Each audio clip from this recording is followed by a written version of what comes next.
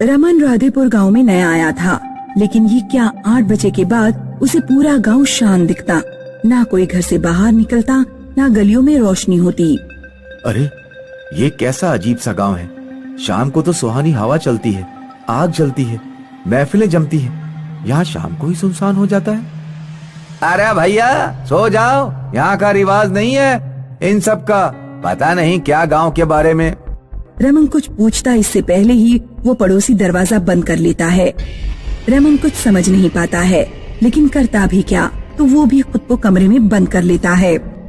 अगली रोज। अरे चाचा ये बताओ कि क्या बात है।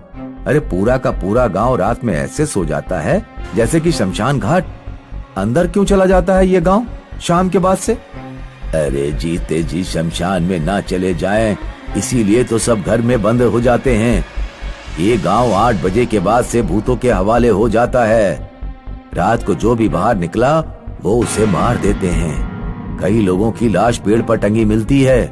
ओह ये क्या बात होती है, मैं नहीं मानता। पुलिस वाले क्या करते हैं?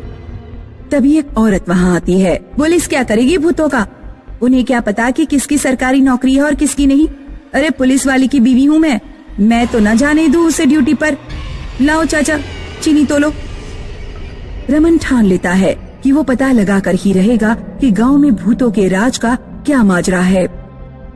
एक रात वो धीरे से अपनी खिड़की का पर्दा खोलता है तो सामने उसे बिना सर वाले लोग घूमते दिखते हैं। अरे ये क्या, बिना सर वाले लोग? ये कैसे हो सकता है? ये तो पॉसिबल ही नहीं है। रमन जल्दी से अपनी खिड़की का दरवाजा बंद कर देता है, लेकिन आवाज इतनी तेज होती है कि एक भूत उसे देख लेता है और उसका दरवाजा खटखटाने लगता है। हे भगवान, ये मैंने क्या किया? खुद के पैरों पर कुल्हाड़ी मार ली। ना बाबा ना, हे भगवान मुझे बचा लो। लेकिन भूत रमन का दरवाजा जोर जोर से खटखटाने लगता है। रमन को लगता है कि अब वो मरने ही वाला है, क्योंकि दरवाजा तो अब टूट कर ही रहेगा। अब मैं क्या करूं? लेकिन मरने से पहले हार मान लेना ठीक भी नहीं। मरना तो है ही, क्यों ना एक रिस्क लूं। रमन दरवाजे के साइड में बोरा लेकर खड़ा हो जाता है और धीरे से कुंडी खोल देता है। जैसे ही भूत अंदर आता है वो बोरा उसके ऊपर डाल देता है और दरवाजा बंद कर लेता है। तू होगा बड़ा भूत, लेकिन मैं भी हनुमान का भक्त हूँ, और जिसके साथ हनुमान है उसे कोई भूत पिशाच नहीं मार सकते। वो बिना कुछ सोचे बोरे पर जोर जोर से वार करता है कि तभी अंदर से आवाजें आने लगती हैं, लेकिन उसकी आवाज बिना रमन के किसी और को सुनाई नहीं दे रही थी। वो जैसे ही बोरा उस आदमी के ऊपर से हटाता है, सामने उसे एक नाटे से कद का काला सा आदमी दिखता है। रमन उसके सर पर जोर का एक वार करता है और उसे बेहोश कर देता है। फिर वो उसी के कपड़ों को पहनता है, जिसमें सर नीचे वो बिल्कुल वैसा ही दिखता है जैसे वो दिख रहा था। उसका चेहरा नहीं दिखता है। उन कपड़ों को पहनकर रमन बिना सर वाला आदमी जैसा दिखता है। जिसके बाद वो अपने कमरे से बाहर निकल जाता है। अरे तुम्हें उस बस्ती में घूमना था, यहाँ कैसे? रमन हाँ में सर हिला देता है और वहाँ से चला जाता है। वो चलते चलते मार्केट पहुँचता है, जहाँ वो देखकर दंग रह जाता है। ये कैसे? यहाँ तो बड़े ही अजीब अजीब तरह के भूत घूम रहे हैं। इन लोगों का भांडा फोड़ना जरूरी है, लेकिन ये लोग ऐसा कर क्यों रहे हैं? तभी फिर रमन को एक अजीब सा भूत कहता है, चलो चलो, सरदार ने सबको वहाँ बुलाया है। रमन सबको फॉलो करता हुआ गांव के खुले मैदान में जाता है, जहाँ एक मोटा सा काला सा आदमी ढेर सारे खजाने के साथ बैठा होता है। मेरे भूतों, तुम लोगों ने गांव वालों को जो डरा कर रखा है वो सच में काबिले तारीफ है। ये डरपोक गांव वाले अब जिंदगी भर हर शाम घर के अंदर बंद हो जाएंगे और हम लूटपाट मचाते रहेंगे। ना पुलिस का डर, ना प्रशासन का।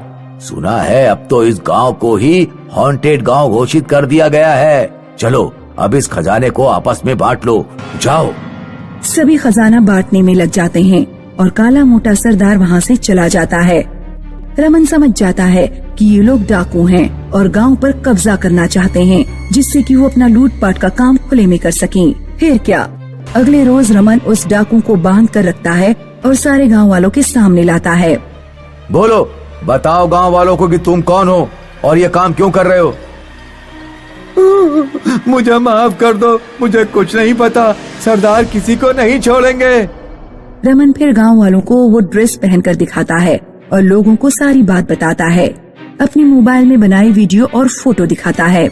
ये तो बहुत बड़ा खेल हो रहा था हम लोगों के साथ, लेकिन रमन भैया आप तो बहुत बहादुर निकले। हनुमान जी का जो भक्त हूँ, अब ये सोचो कि इसे खत्म कैसे करना है। पुलिस को बोलकर फोर्स मंगवानी पड़ेगी रात में।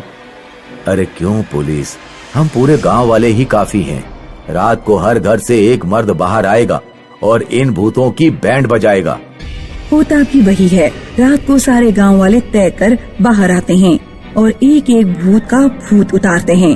गांव फिर से शाम को गुलजार हो जाता है। अर्पित और हिमांशी के स्कूल की गर्मियों की छुट्टियां पड़ गई थी। वे लोग इस कंफ्यूजन में थे कि इस बार छुट्टियां मनाने किस रिश्तेदार के घर जाएं। नाना नानी और दादा दादी के पास तो हम बहुत बार जा चुके हैं, इस बार किसी और रिश्तेदार के घर चलते हैं। मौसा मौसी के घर हम शादी में गए थे, अब सिर्फ बुआ और फूफा का घर बचा है जहाँ हम बचपन के बाद कभी नहीं गए। मम्मी किशन चाचा से कहकर हमें बुआ फूफा के घर भिजवा दो ना। नहीं, तुम लोग उस गांव में मत जाओ। बहुत साल पहले मैं वहाँ गई थी तो वहाँ एक चुड़ैल का साया था। वो तो बहुत पुरानी बात हो गई, अब समय बदल गया है। मुझे नहीं लगता कि अब वहाँ कोई और चुड़ैल आती होगी। अर्पित और हिमांशी अपनी माँ से बुआ फूफा के गांव जाने की जिद करने लगे। अच्छा ठीक है, लेकिन जाने से पहले मैं तुम्हें पीपल वाले पीर बाबा का ताबीज बांध देती हूँ। अगले दिन हिमांशी और अर्पित की माँ बाबा से 2 ताबीज ले आई और उसने वो ताबीज अर्पित और हिमांशी के गले में बांध दिया। चाहे कुछ भी हो जाए, इन ताबीजों को अपने गले से मत निकालना। ये हर तरह से भूत प्रेत से रक्षा करने में सक्षम है। किशन चाचा अर्पित और हिमांशी को रश्मि बुआ के घर छोड़कर वापस गांव लौट आए।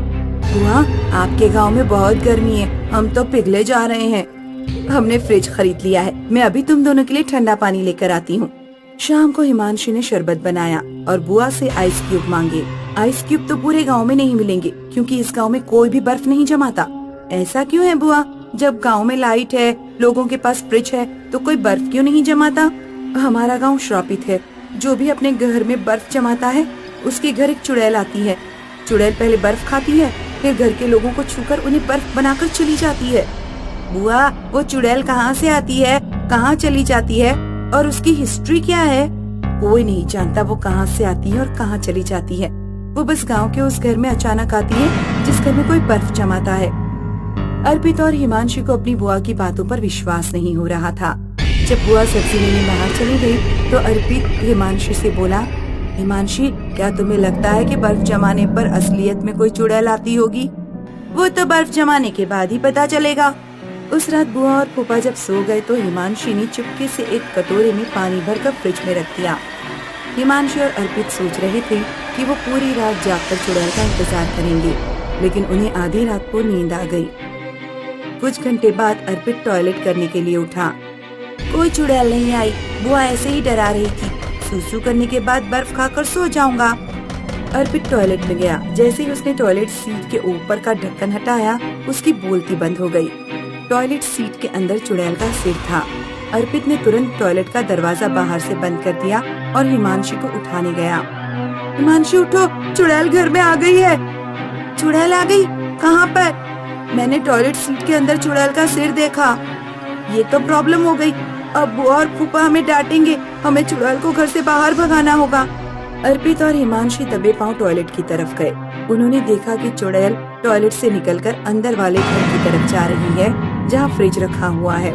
चुड़ैल ने फ्रिज से बर्फ निकाल कर खा ली। आज बहुत दिनों बाद पेट की आग में कुछ ठंडक पड़ी है। इस बर्फ से मुझे कुछ शक्ति मिलेगी। अब 2-4 लोगों को तो बर्फ बना कर ही जाऊंगी। चुड़ैल बुआ और फूफा के कमरे की तरफ जाने लगी। अब क्या करे?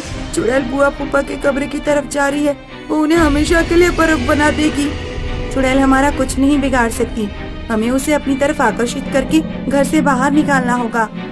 हिमांशी मेन गेट के बाहर खड़ी हो गई और उसने चुड़ैल की तरफ एक पत्थर फेंक कर कहा, सुन चपटी नाक वाली चुड़ैल, तेरी शक्ल बंदरिया से मिलती है। क्या तेरी अम्मा बंदरिया तो नहीं थी? लड़की, तेरी इतनी हिम्मत कि तू मुझे बंदरिया कह रही है? तुझे अभी बर्फ बनाती हूँ। चुड़ैल हिमांशी के पीछे घर के बाहर गई। अर्पित ने दरवाजे पर एक रस्सी डाल रखी थी।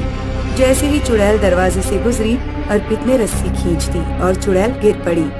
अर्पित और हिमांशी तुरंत घर के अंदर घुस गए और उन्होंने घर के सारे दरवाजे और खिड़कियां बंद कर दिए। चुड़ैल का खून खौल गया। वो गुस्से में पड़ोस वाले घर के आंगन में गई और वहाँ सो रहे लड़के और लड़की को बर्फ बनाकर चली गई। अगले दिन जब अर्पित और हिमांशी सोकर उठे तो उन्होंने देखा पड़ोस वाला आदमी रो रहा है। ये सब हमारी वजह से हुआ है। हाँ, अगर हमने कल बर्फ ना जमाई होती तो चुड़ैल नहीं आती और ना ही उस आदमी के बच्चों को बर्फ बनाती। चुड़ैल को बर्फ से शक्ति मिलती है, मतलब वो बर्फ की बनी है। उसकी कमजोरी आग होनी चाहिए, हम उसे मार सकते हैं। कुछ भी करने से पहले हमें बुआ और फूफा को सब कुछ सच सच बताना होगा। अर्पित और हिमांशी ने पिछली रात की सारी चीजें बुआ और फूफा को बता दी। तो तुम दोनों कह रहे हो कि चुड़ैल आग से खत्म की जा सकती है? हाँ बुआ, बर्फ आग से पिघल जाती है, हो सकता है चुड़ैल भी आग से पिघल जाए। उस रात अर्पित और हिमांशी ने फ्रिज में बर्फ जमाने रख दी। रात में चुड़ैल आई और बर्फ निकालकर खाने लगी। कल वो दोनों बच गए, पर आज बर्फ खाकर इस घर के सारे लोगों को बर्फ बनाऊंगी। लेकिन ये मेरे पैर क्यों भीग रहे हैं? चुड़ैल ने नीचे देखा तो पूरे फर्श पर पेट्रोल फैला हुआ था। अर्पित ने माचिस की तीली जलाकर दूर से कमरे में फेंक दी। पूरे कमरे में आग की लपटें उठने लगी और चुड़ैल पिघलकर हमेशा के लिए मर गई। चुड़ैल के पिघलते ही गांव के जितने लोग भी बर्फ बने थे वे सब वापस इंसान बन गए।